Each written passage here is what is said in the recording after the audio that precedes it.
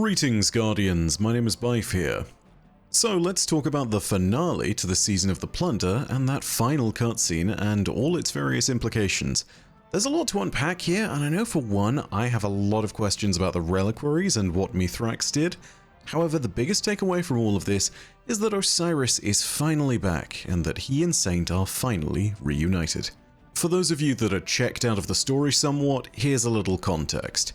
Mithrax and the Spider opened up a community-wide event that required Guardians to collect and deposit Captain's coins plundered from various activities in order to help the Eliksni Quarter get rebuilt.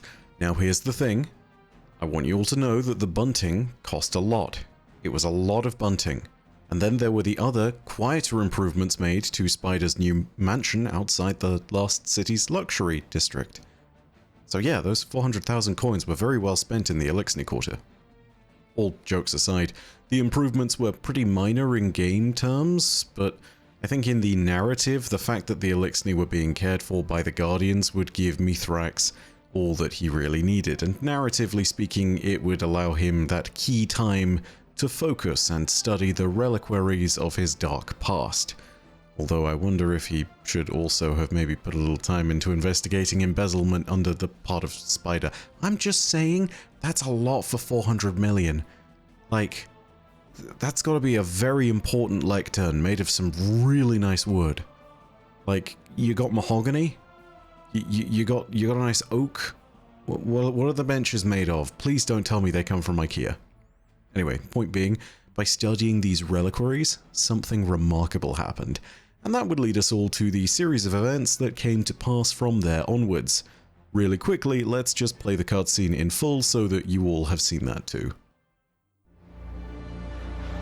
And in the last city, as Mithrax would say, the light provides. The Guardians gave their treasures to those in need. Our people were being cared for. And Mithrax could take time to study the secrets of the reliquaries. He said they were connected by threads he alone could perceive, and that they whispered to him. He performed a conversion. He claimed from them a mass of primal darkness. He distilled it, transformed its terrifying energy into a more agreeable state. And Osiris, my phoenix, who broke time itself to bring me to his side, awoke. As he recovered, Osiris would tell us how the energy opened his mind. Let him remember Savathun's thoughts and fears as if they were his own. He would tell us of a power she knew of, a secret hidden away on Neptune.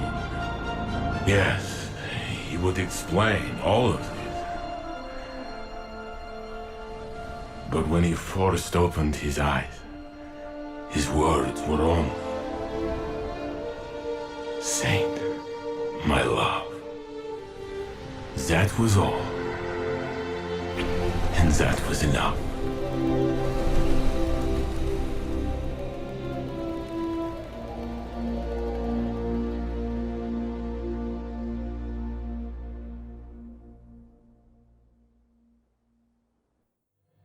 So there are a few bits that I really want to draw attention to for the sake of narrative purposes. First of all, we need to talk about the fact that when Mithrax studied the reliquaries, they whispered to him. Now, much as the end result of all this study of the reliquaries was a good thing, I have to immediately just say this is a huge red flag. We know pretty damn well that the whispers within these things are not good news. It's all but guaranteed that these whispers are linked to Nezarec the Disciple himself. If that is the case, then it's very likely that they're still working towards enacting the Witness's plans somehow. Mithrax might not realize it, but these dark whispers might actually be a part of what leads to our undoing in some manner or another. Now, it's not to say that the resurrection of Osiris was a mistake, far from it, but it is to say that we need to be aware of what's going to happen from here on outwards, because it may well be that we're making moves that the Witness has accounted for, and that everything we do is well within its calculations, even if we should hatch some master plan to try and foil it. I have a theory on this that I want to present when everyone is around later, but yeah, we should probably let the beginning of the next season begin so that I can really pull together all those different story threads, because that's something that should be discussed further at a different date. Now, the next big question I think about this whole conversation is, well, what was this whole conversion thing that Mithrax performed? Now, I'll be completely honest with you all, I have no idea how Mithrax did this, and I have no idea exactly what he did, except for the fact that this primal essence of darkness was eventually infused into something a little bit more functional and mundane. However, I do think that the idea that it is a powerful solution of darkness in particular makes sense for the function that it was used to perform, aka the rousing of Osiris. Confused? Yeah, I can explain.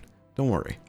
You see, the major point that Bungie has been making about the power of darkness ever since Witch Queen launched, and honestly since before then, is that the power of darkness is explained constantly as a sense of memory. Its energies are all about the coalescence of memory and information. This makes some sense because whilst the light helps you forget, the darkness will help you to see the truth of the world.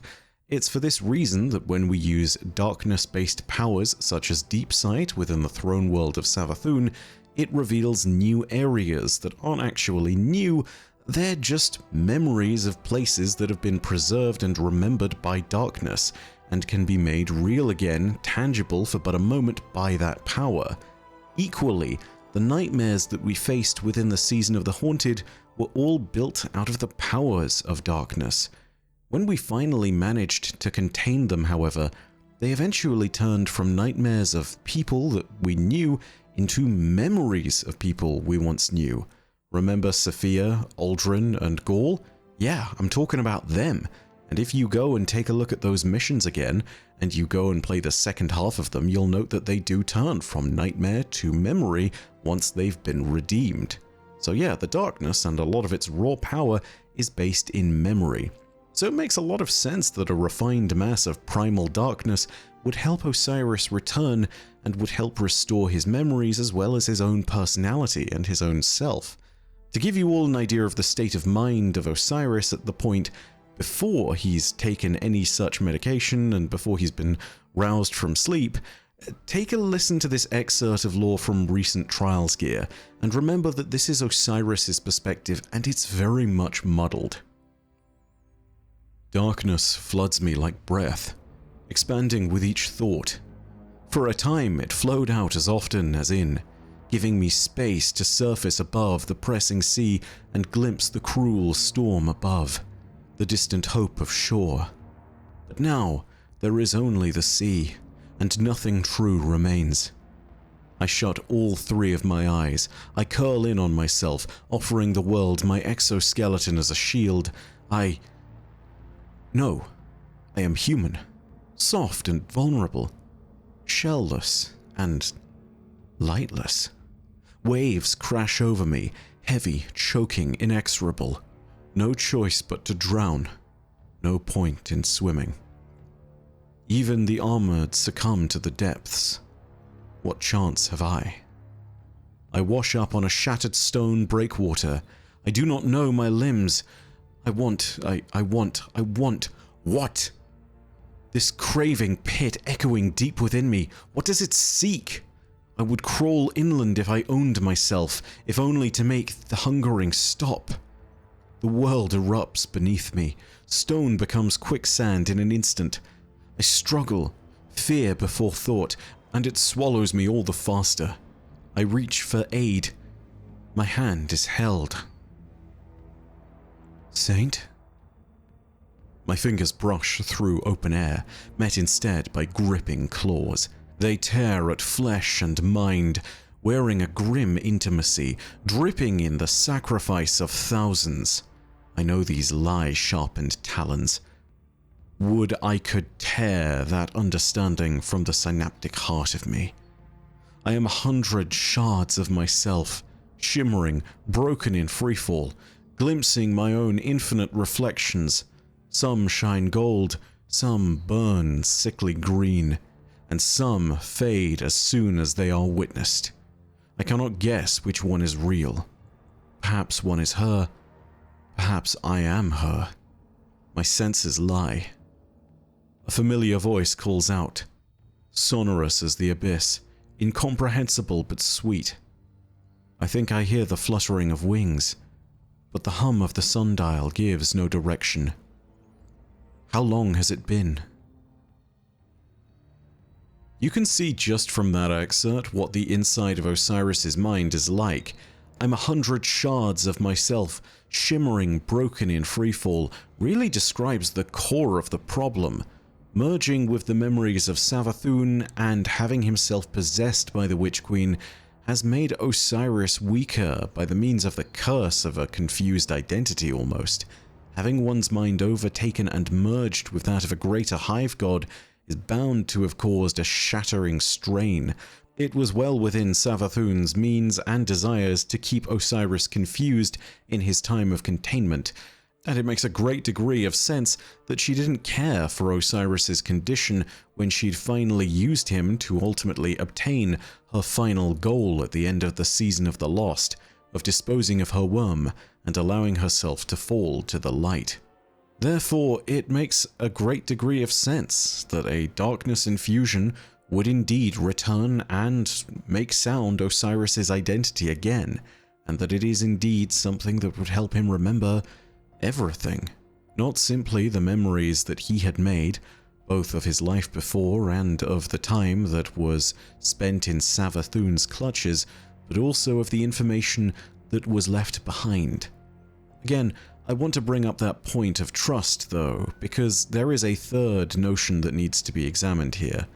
Osiris has been awakened by the power of darkness, and this isn't something that necessarily means that we shouldn't trust him. But the whispering of the relics and the fact that the infusion was linked to Nezarec is something that we should distrust. And I think that the reasons for those points are obvious, although I don't know how certain of that distrust we should be. You see, Osiris is meant to be a major story player within Lightfall, and it's certainly clear why. It seems as though he is our first link to finding the lost colony of Neomuna. But I think also that there's a fair chance that foul play has taken place.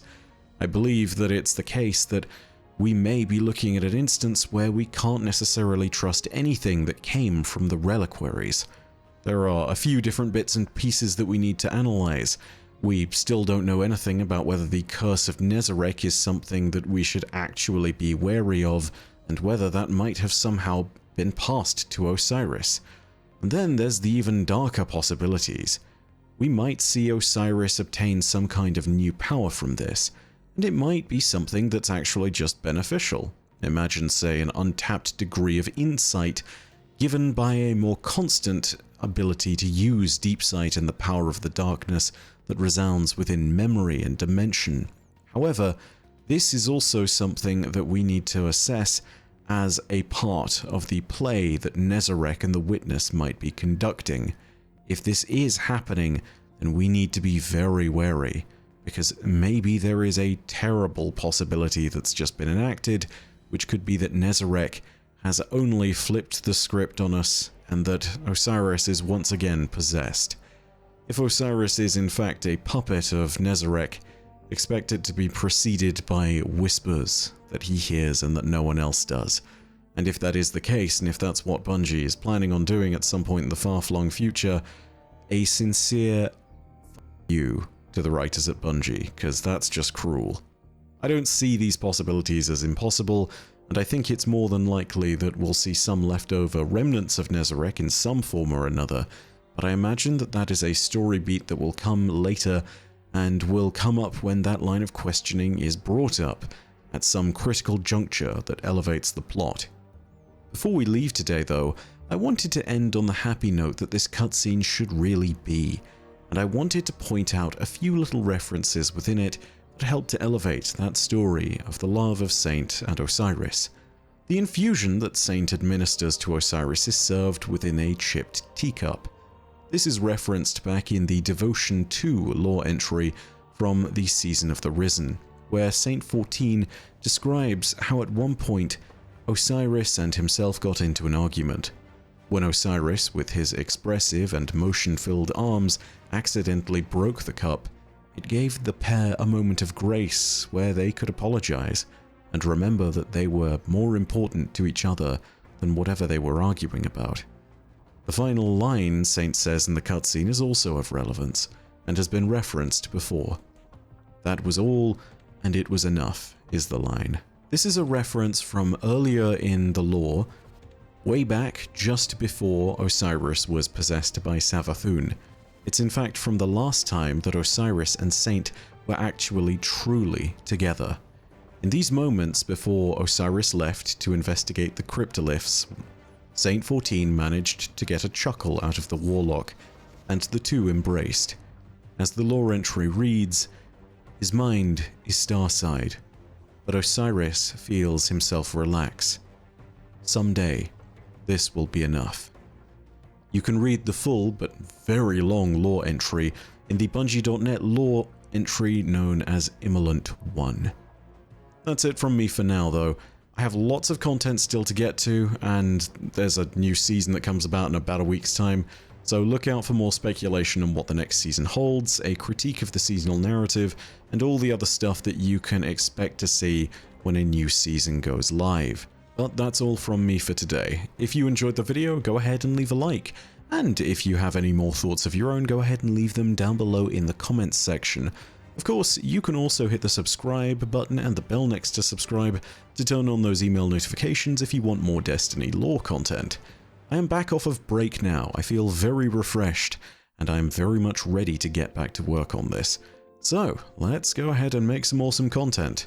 Who knows what will happen in the next few days? I have plans, it's all about making sure that we can enact them and see them through to the following weeks and months. If we've pulled all of this stuff off, then hey, we could have some really cool things going on. But in the meantime, as per usual, know that your viewership, as always, is quite enough for me. And that in the meantime, my name is Byf. Horodacia ad Astra. I'll see you, Starside.